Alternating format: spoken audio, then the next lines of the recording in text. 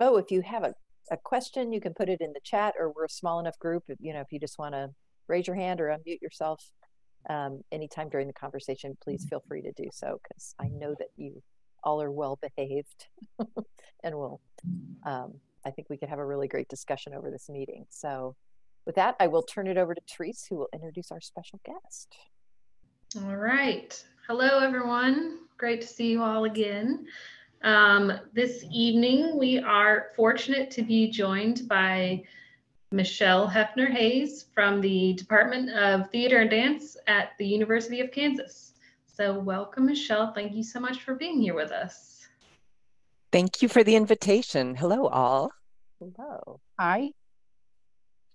So I guess I'll just start off with asking you a very general question. How did you find Twyla Moves? And also, how did you first get into dance? Oh, well, I loved Twyla Moves. I'm a fan. I'm a fan of Twyla Tharp. She is not an uncomplicated figure in the world of dance. And we can talk a little bit more about that. But she has been a kind of guiding light for me since I decided to try to make a life in the arts.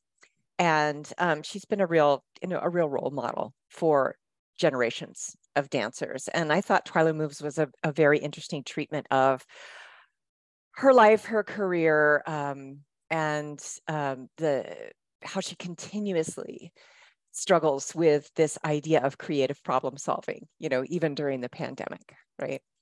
I came to dance late because my mother was the exact opposite of Twyla Tharp's mother. My mother was a hippie and an activist who believed that children should not be put in classes. She thought we should develop all of our interests independently. And then when we were older, if we were passionate about something, we would pursue it. We would find our way to lessons. And that is how I got to dance lessons. I didn't get to take dance until after I had a license and a car, because I grew up in Rossville, Kansas. I don't know if any of you know where that is. Mm-hmm. Yes, Mary knows. So Rossville, Kansas has, Highway 24, one light, like a grocery store, a bank, some churches, some bars, right? And that's it. There were no dance classes. And I was out in the country, even further away from a city. And so it took until I got my first job, my first car, and my first paycheck. And I drove into Topeka, Kansas, to what was then called Barbara Streisand's School of Ballet. And I put my money on the counter and I said, I'm here to sign up for a dance class. So I was 17. I was very late. But I'd been a visual artist my whole life, because one thing that you can do on your own is draw. I was out in the middle of nowhere with my sketchbook drawing for years and years. And then when I finally got the chance to take class, I did. And then I just never stopped. I still don't stop. So that's how I came to dance. And I eventually went to the University of Kansas. This is my I came back to teach at my alma mater. I was there from 86 to 91. And then I went to graduate school in the greater Los Angeles area, where I was dancing in different companies. I got a PhD in what's called critical dance studies. And the whole time I was teaching at a bunch of places and, really scrabbling to make a living while I got my degree. And then I became the director of the Colorado Dance Festival for a few years in Boulder, Colorado. And then I moved to Miami, where I continued dancing, but my full-time job was running a performance series, very much like the Lead Center has, their performance series. But I was the director of a series that was itinerant. It went to different facilities all around Miami-Dade County, and it was centered in Miami-Dade College. And so we did artist residencies in communities, we did performances in communities, and we had opera, theater, jazz, world music, dance, it was and film. So it was a multidisciplinary series. And then I finally got a call in 2006 from KU, and my mentor was retiring and they were advertising a job. And so I interviewed and I came home, and I have been at KU ever since. Great story. Yeah, this is a great story. Yeah. If I could ask, who was your mentor at KU? Well, everyone on the faculty. We were a very small program when I was there. Now we have like 50 majors and probably 40 minors in dance, and about 250 enrolled students in courses throughout one semester. But at that time, there were like 12 majors. So I was mentored by a man named Willie Lenore, who was a jazz and modern dance teacher. And he also did Afro-Caribbean dance. He ignited my love of those forms. Janet Hamburg, who sadly passed in 2010, who was a real fixture in the dance community, and Joan Stone. Yes, so Shelley's nodding. That's Joan Stone. Joan Stone is a choreographer and dancer and teacher who has been in the community for decades and eventually retired. And it was her position that opened up. So, and Gerald Hilding, who was my ballet teacher, and Patrick Suzeau and Muriel Cohen were my modern teachers. So, okay. But Janet was a real mentor. Joan was the one who was retiring, though. She was the one who made a space for me. And I also have to ask to follow up on your the story of how you got into dance. So what type of, you said you have children, correct? Is that right? I have one. One, okay. Child who is playing so have video you gone games. more like the Twyla Tharp mother's direction, or more of your own mother's direction when it comes to guiding your child into fields? You know, I think Jack, your grandchildren went to Pinckney with my child. So yeah, like Pepper what is the same age as Ollie. And in fact, Pepper's the reason Maureen is not here, my wife, is Pepper's in the living room and they're watching a movie. She usually comes over. This week it turns out to be Wednesday night, so she's here with them. But I miss Pepper. Pepper's now at St. John's, so that's right. That's right. Well, Pepper should join the conversation. She's yeah. I'll let her know she's famous. So my child, he's got his headphones on, so he won't know I'm talking about it. Will have very little to do with anything that I'm very passionate about. Like dance is identified with me, and I also do flamenco dance, and I speak a lot in Spanish, and it's always like, doesn't like it when I speak Spanish, you know.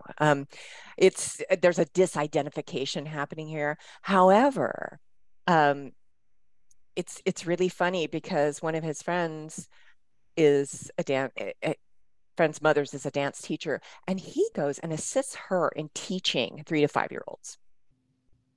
Oh, wow. So my child, who has had no dance training, but who has grown up in rehearsal, very much like Twyla's son did, Jesse.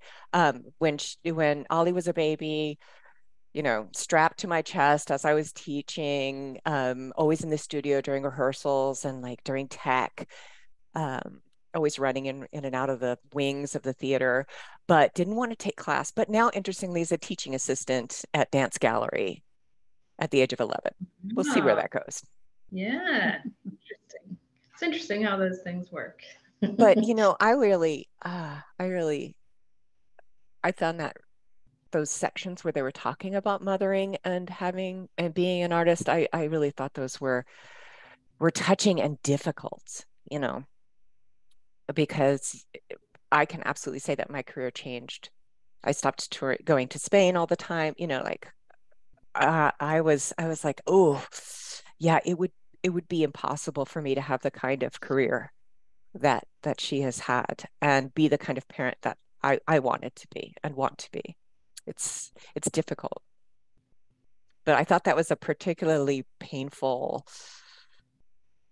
set of footage, right? I don't know if other people can relate well, to that. the one part that she was talking about, I kind of wrote down some notes, and she was talking about working and people, things that she was engaged with, and Jesse got 10% or not even 10%. And that was sad to me, you know, and he was sad telling his part of the story. You know, it was so she had what she wanted as far as her career and her passion, but she lost a lot along the way. Yeah. You know, and I found that sad. Me too. Although Jesse has a really big career now as a Broadway producer, so, and they seem to be, they have this new time together. And that's what, and he had said that, you know, so that was good. That part was good. But look how many years it took, you know, to get to that. I mean, there was a lot of time lost. That's all I'm saying. It was just a lot of time lost. Yeah. And I think she has, in that one part of her interview, she had that, you know, she said she had guilt, you know, so it had been a part of her. And I thought it was interesting that she talked about not having really learned how to live life. That and that was another thing that I wrote down. How sad is that? You know, it's, did you end the thing in the calendar or their that timetable of 6 o'clock, and they ate and she was in bed by 9:30. I'm looking at that and I'm thinking, whoa, wow. Yeah, I know it is. I mean, it is a little bit sad, and it's that question, I guess, that always kind of arises, I think, with artists, and when you're dedicating your life to art and creating things, that balance of having a family and a quote unquote normal life can be a real challenge. Make some tough decisions about what's most important to you. So, well, she said too, she had felt like sometimes there was a period where she felt like she was working too much. And I had wondered why it took her a while to look for a way to balance that out. And the only thing I could think of is that she was worried about, you know, competition, or was she worried about whether she was good enough? I mean, she was obviously almost a genius in her dancing choreography. So it's hard to know why she said in retrospect, that was a time period where she was just pushing too hard. I thought that was interesting. I didn't think that she knew how to do anything otherwise. Right. She didn't know how to draw back. Yeah, wasn't she groomed as a child to be that way? Because she said her brothers and sisters were cool, but her mother had her schedule. That's true. Yeah, and dance training really, we're trying to shift the culture now, but dance training really instills in you a kind of perfectionism and the idea that you have to push beyond your human limits all the time, that anything less is unacceptable. And I fight this battle with myself, but with my students. They have really internalized that idea that, you know, they have to be full out, what we call full out. It means, you know, you're at the edge of your muscular contraction, extension, everything, energy all the time. And honestly, I think that we have enough data that says that's dangerous. No, even young people, even young sprightly people get hurt and burn out when we push like that. So how do we create great art without sacrificing people's bodies in the process? Yeah. It seems like it's almost the kind of thing where you wish everyone could just agree at once that we're all just going to stop, because if someone's doing it and someone's not, then you still have that element of wanting to catch up to someone or being the best that you can be as compared to everyone else. Exactly. So how do you change that culture? You know, I mean, you said that you're actively trying to kind of change the expectations and that sort of thing. I mean, God, I think that would be really hard. Well, we're figuring it out. Yeah. And Jack, I saw that you had a comment. Did you want to jump on that? I had a question. I don't know how large the professional dance community is. Taking away, let me take away the top level of it. If I was comparing it to professional sports, is it that kind of pyramidal situation? Because if that's the case, look what's happening in tennis. And, 100 tennis players in the world make it to the top levels out of millions. Yeah. I would imagine, and I'm sure it's more than hundreds, maybe tens of thousands, but tens of thousands of dancers out of all the kids who start at 6 years old, even all the kids who make it to college. Yeah. If that's different than even other artistic environments. Right. And if that's the case, which you're nodding, so I assume it is, then I can understand the self-pressure. I think it's crazy, personally. And I had a lot of struggle in the movie, as did my wife, with the fact that she's a wonderful dancer and a brilliant choreography versus that she is not at all a person, kind of. And I'm not one of those people that says, oh, the sacrifice was worth it. I'm not sure I would ever say that to, that's why these tennis players are dropping out and getting help, or soccer play, whatever. Right. And I think it's even harder among women who in every aspect, maybe dance the least in some respects, are lesser in number than others.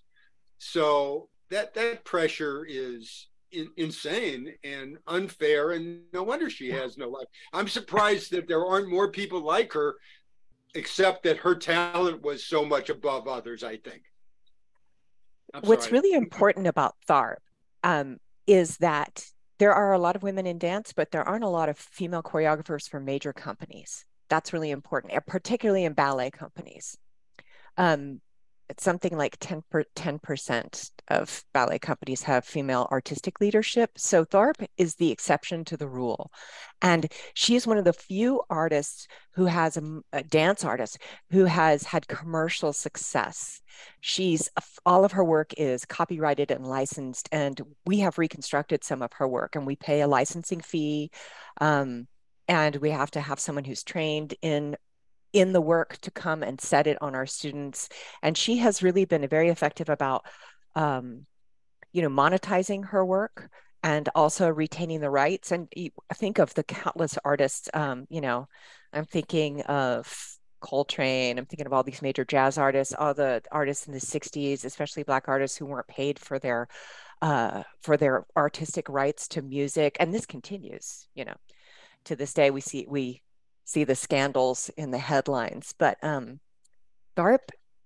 Tharp is unique in having control over her work and having such monetary success, especially since there are a handful of women at the helm of major, high tier companies that have more than $1 million in an annual operating budget. Yeah, so you're absolutely right about that, Jack. But as is happening in sports, it's happening in dance. So Kathleen, I'll return to your question. So when we're in class, I try things I do. Like I try at every level, and we as faculty are trying, and then we have different organizations in the profession that are working on these problems. But one thing we do is we spend a lot of time flipping away from the mirrors and facing a blank wall and trying to tune into sensation rather than how it looks, which is important for many reasons: body image reasons, self-esteem, comparing yourself with other people, but also in determining what kind of movement efficiency you have by tuning into the sensation of what it is to hold a position rather than looking at the shape in a mirror. it's a different set of neurons, and it allows you to move more efficiently so that you're not pushing as hard. And I also have asked my students, I'm like, let's do this phrase at 50% effort. Let's do this phrase at 30% effort, at 70%. So when we're doing things over and over and over and over again for a long period of time, getting cold, warming up, getting cold, like especially when you're in the theater and everything's coming together, it's really important to not be putting all of your effort out at once. But I will say we have a term called marking. Marking is when you make the shapes and you take up the space, but you aren't like jumping and using full effort. You're just sort of, we call it marking, right? And I'll say, okay, we're going to run these light cues. I want everyone to mark. But then someone, and a whole ensemble says, okay, Michelle, yeah, we got it. And then someone gets passionate and decides to push the boundaries and do full leaps and extensions. And everybody else is like, well, they're doing it.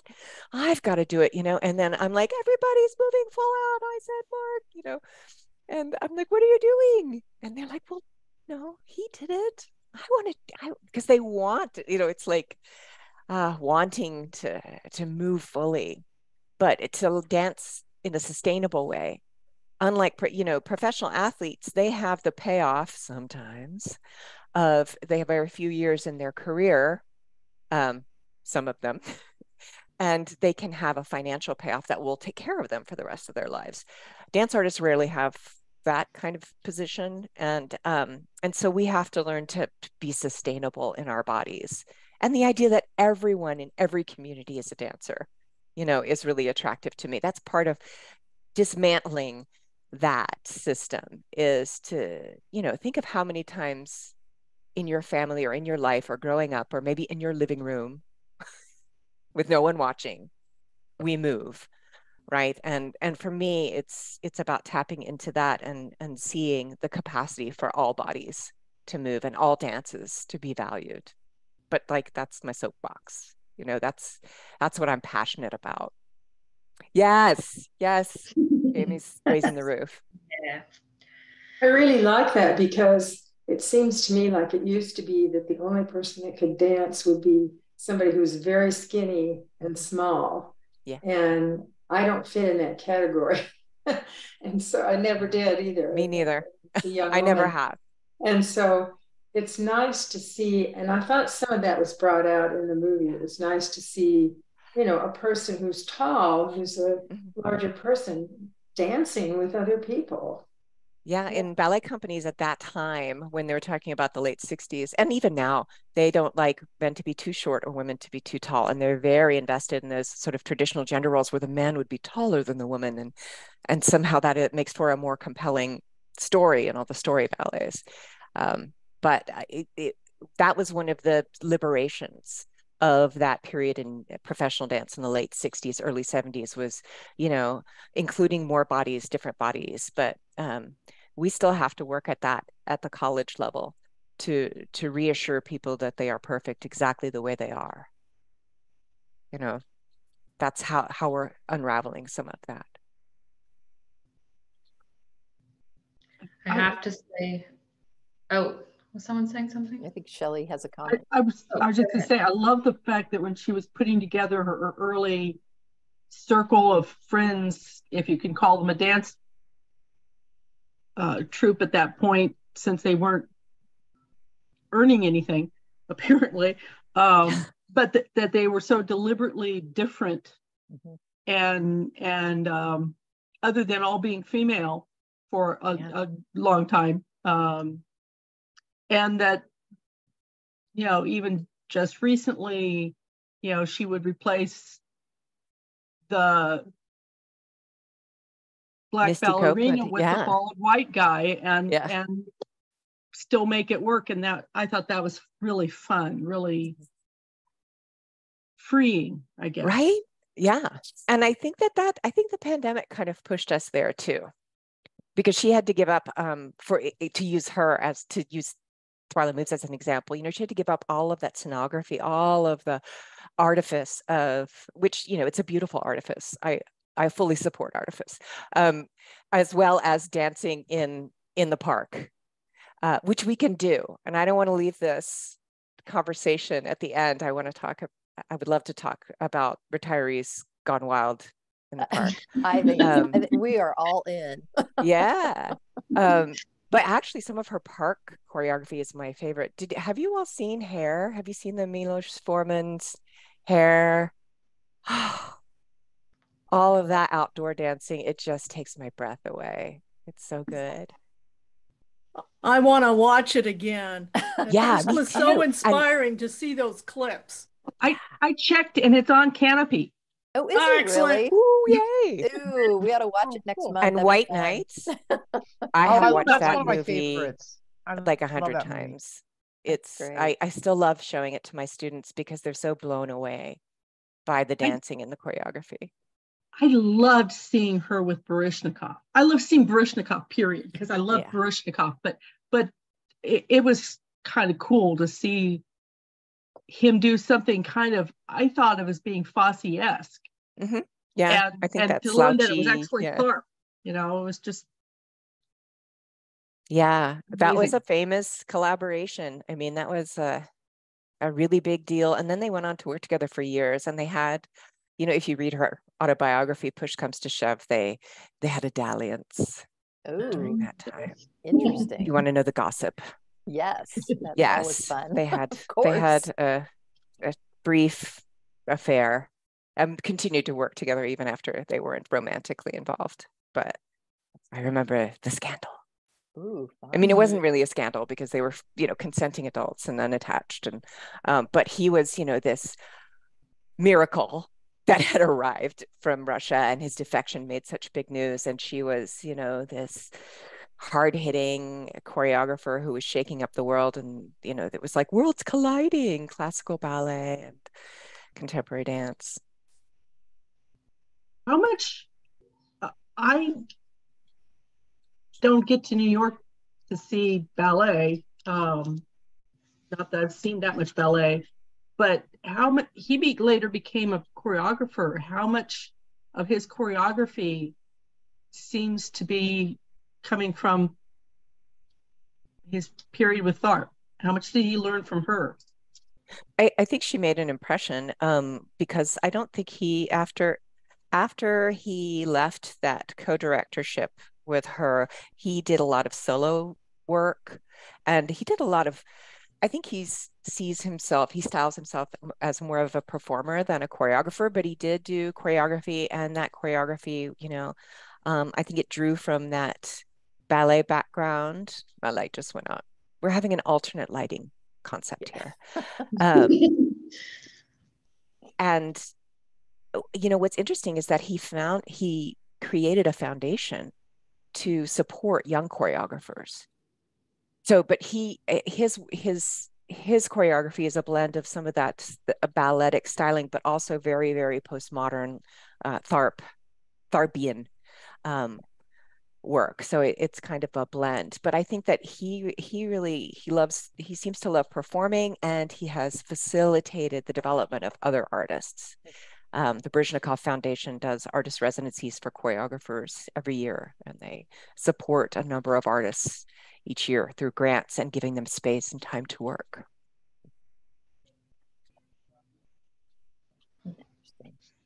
We actually were talking before we let you in, and one of our kind of observations was I was very impressed with sort of the way that she was really very kind with those younger dancers, you know, on Zoom. And apparently she was a little more intense than that, is what Michelle was saying. Because those music people are so intense, and I guess she really is too, which doesn't surprise me.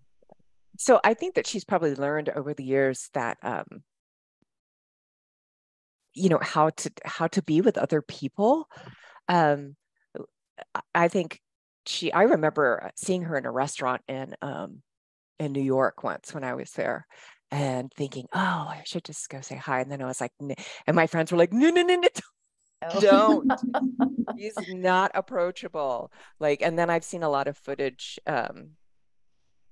of her in rehearsal with dancers, and it has to do with the changing dance culture as well. But she was sort of notorious for being spiky, you know. It's a good word. for kind of like being in she was in charge and she told you what to do, and she didn't want to, like if you didn't do it right, she'd say wrong, do it again, like it was. But that, to be fair, that was true of all the choreographers we worked with, and dance culture is changing. And now she's asking questions of the dancers and saying, what do you think about that? And how does that feel? And how can you do that? And I was like, look at Twyla learning as she ages, as hopefully we all do. I like that she's lifelong learning, right? She's learning that that being an authoritarian figure in the rehearsal studio is not a productive or happy place for most people. Yeah. Dick, did you have a comment? Yeah, I was impressed with her discipline and creativity. But I always say, I'd say Billy Joel was intimidated by her. Yes. Yeah. And he has discipline and creativity. Yeah. He's able to relax into his life where she never did. Yeah. Yeah. That was so charming when he was like, I just had to get out of the way. Let her do it. Yeah. I just saw Pepper. That's right. Yeah, that's what I was also going to say is kind of, the comments from people that she's worked with are just kind of like, yeah, I mean, the results amazing, but yeah, the methods of arriving at those results maybe more than they bargained for, perhaps, or not what they were accustomed to, maybe. So yeah, it was pretty interesting. I mean, I'm of the generation, I danced with people who were her dancers. I never danced directly with her, but I danced with company members. They were my teachers, or I danced with them in companies. And everybody's like, it was very intense, and I've seen the footage and I've seen the interaction, and I'm like, well, she's part of that directorial model where like the director of, whether they're film directors or musical conductors, they're big personalities. They elevate. It's almost like a military hierarchy and absolute obedience and no errors allowed. But it looks like she's changing, and I'm delighted. I was delighted to see that footage. Well, she was certainly inspiring in terms of, how to stay active as you age. And I mean, just wow, it was incredible to me. I mean, the contortions that she's still capable of doing. Yeah, Shelley. I thought that was very telling that at the very end, she's holding an ice pack to her knee. Oh, yeah. Yeah. I mean, it's, I mean, I was thinking, oh my God, you just need to dance and dance and dance and everything will be okay. Well, not so perfectly. But Shelley, if I can compare that to athletes, and I assume this is true, I would think a 20-year-old dancer who put in that would have an ice pack as well. The rookie football player is with the guy who's been playing 20 years. I think, I mean, obviously don't take anything away from her at her age. No. It's much more difficult. I didn't find that as telling as her face, which said to me she doesn't forgive herself for being mean. And that, like Michelle said, that isn't the only teaching method. That's the only one she knows, but I don't think it's the only way to get results. And I felt really sad for her in that last picture, because I felt she was still a disappointment to herself. And to be on top, and if I'm right, to be on top and be like that is pretty sad. I have a question about the film. Pretty much told that she was in charge. She started, she got better, she got more notable. Did she have mentors that were hard on her? Her mother. Yeah. Other than her mother. Well, she went to Barnard, and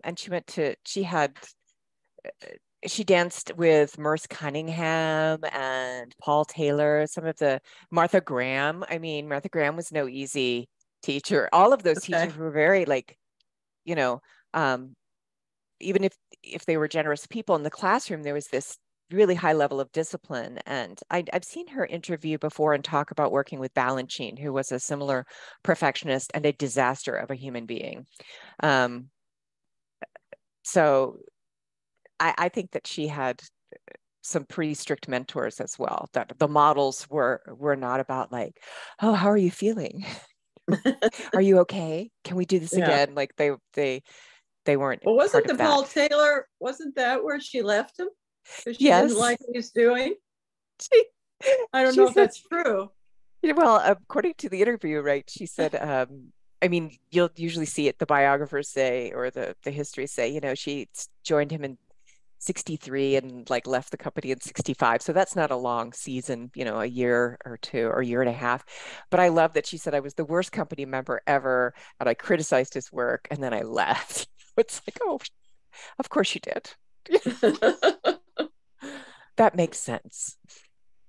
But I don't know. I think that we have a lot of dancers of that generation who are still moving, and there are even companies of dancers who are dancers of the golden age. Is Liz Lerman's company of senior dancers. I think there's more and more interest in aging well in our culture, and there are a lot of people who are still moving, and they're beautiful and amazing.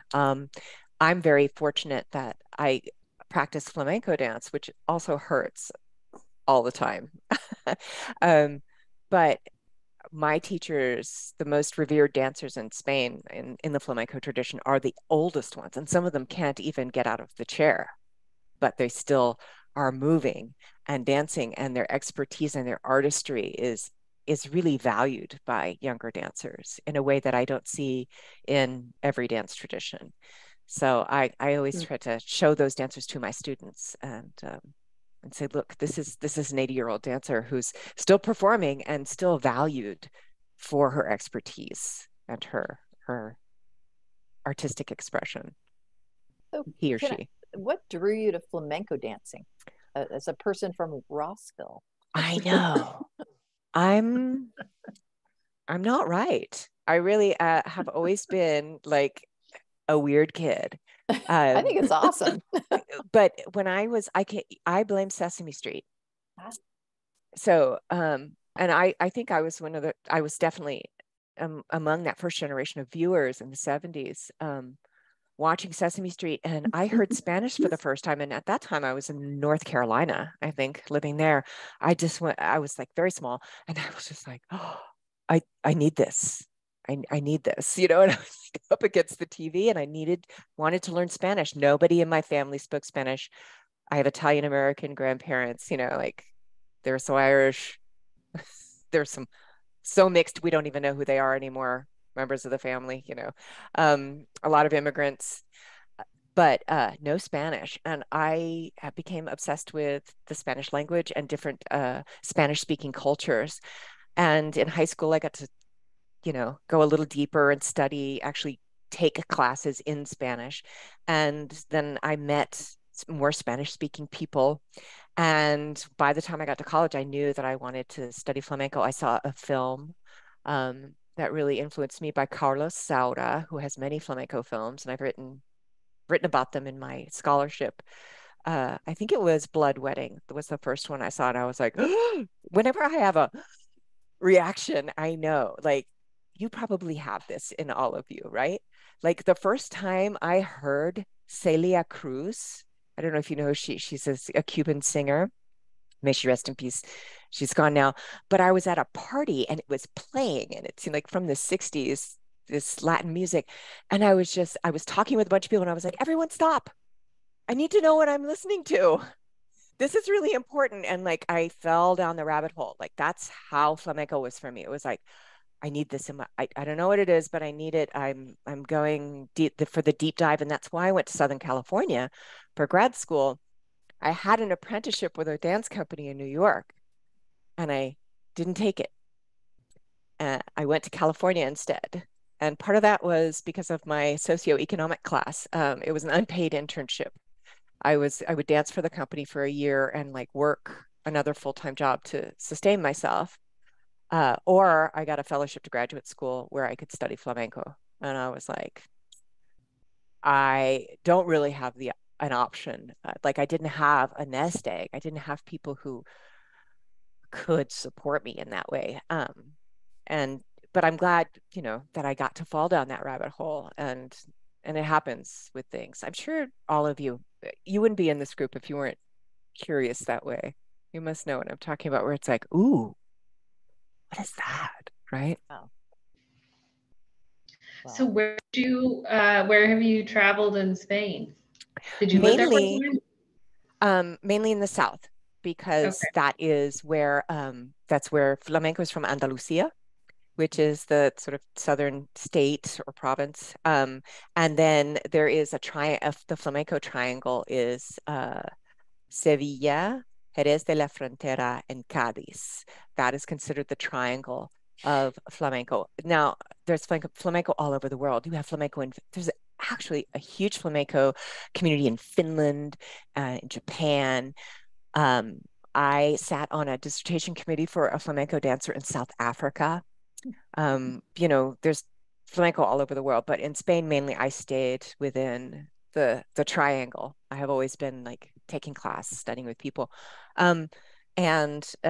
Actually on my honeymoon, my husband and I went to Istanbul, Turkey, where I was dancing with Turkish flamencos.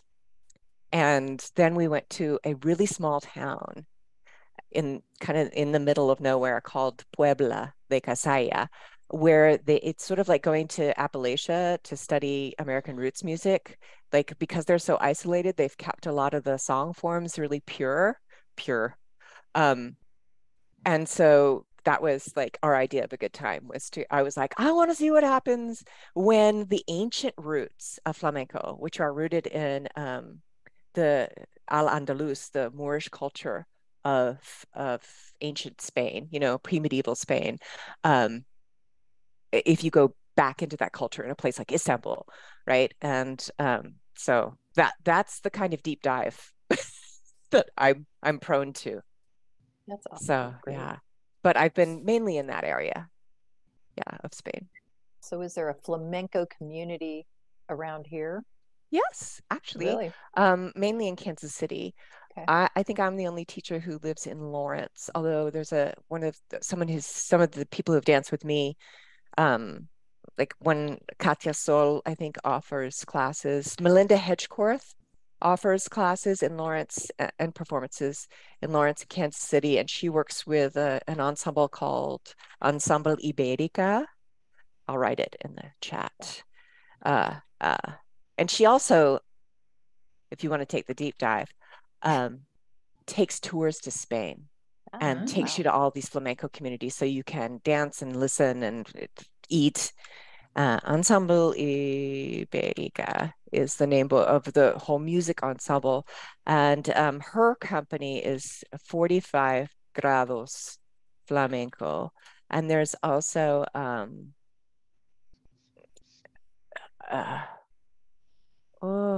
Tamara Carson still has Ole Flamenco, which is a community-based flamenco group, and she still teaches classes. She teaches for Kansas City Ballet. She's the one who teaches all the young ballet students how to do the character dance and castanets. So, and I teach at the university, and I've taught at the Art Center, but lately what I've been teaching at the Art Center during the summers is Qigong as part of my own moving while aging process. And I'm going to put that up there. So, you know how you joked about retirees in the wild? Right. So in China, Qigong is this moving meditation form. It looks a lot like Tai Chi. Okay. So most people have heard of Tai Chi. It's a series. It's older than Tai Chi, actually. It's a sister form, the older sister, and it's also used as part of Chinese medicine. So if you go to an acupuncturist, they might give you needles, give you herbs, and also recommend certain Qigong exercises. And people do it in the parks. Oh, cool. And so, and it's part of like this aging well culture in China. So it is not unusual to see, like 50 elderly dancers moving slowly in the park, you know, every day, like they meet there every day to practice. So I have this vision that I teach it in a studio in the art center, or I teach it at KU, or sometimes I go to businesses and teach it for like financial planners who get very stressed out. I'll do like a lunchtime practice with them, where it's sort of like how people do yoga in the workplace. But Right. Qigong is one of those things where you can go in the park and dance. So Sounds great. Sounds like something for the library lawn. What do you say? yeah, Fun. that's a great idea. Yeah. I I'm think it sounds down if great. you are. Cool. Be careful what you offer to this group. We might take you up on it. Yeah, I'm like That making would notes now. I'm like, oh. And then we can do a tour of Spain, going to Andalusia for flamenco, and up Yeah. north I like for the that wine. idea. Field Yes. trip, North for add the that. wine. Yeah. I mean, We'll add that to the honestly, list. I'm going to put Melinda Hedgecorth is her name. She's the one who is with 45 degrees, which is what 45 grados means. Flamenco. She runs those trips, and they're usually in the spring. Although I think she's done them at different times of year. I think people like to go for Semana Santa before Holy Week, before Easter, because it's a big deal. There are all these processions in the streets, and but she runs those if you're interested. That's great.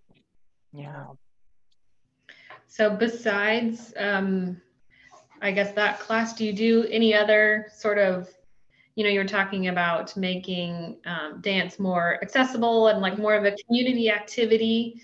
Do you do any other sort of informal dancing in the community with, I don't know, either official classes or just gathering with your friends or anything like that?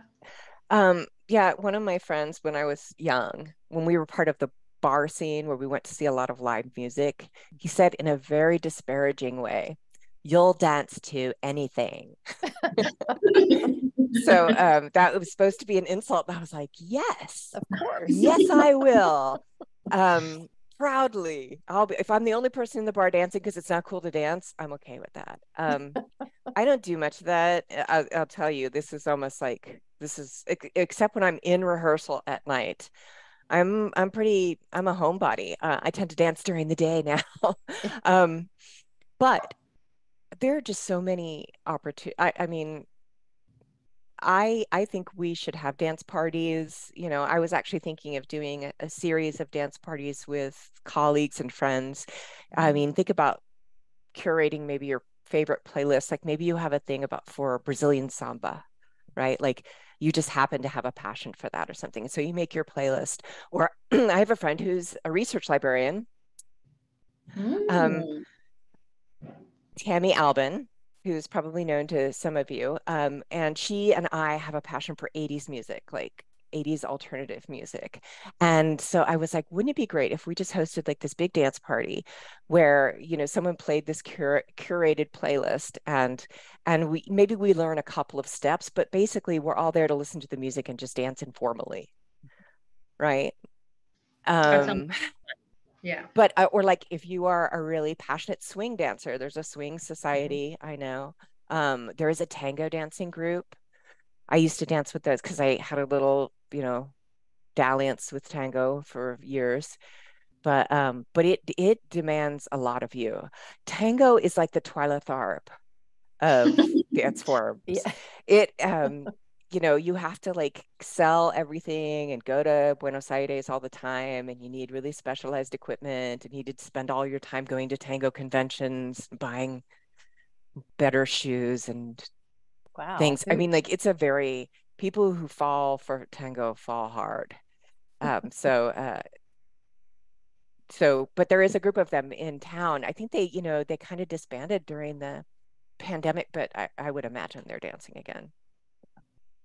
Well, yeah. Amy has a question in the chat that says there are very few places to dance in Lawrence. Do you have any options?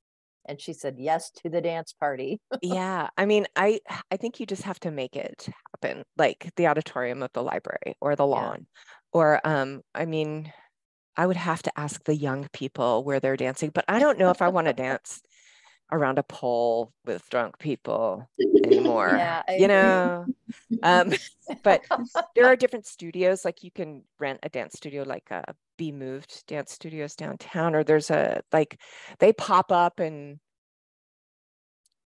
I think you have to do it, like you have to DIY it like Twyla. You just find a space and you move.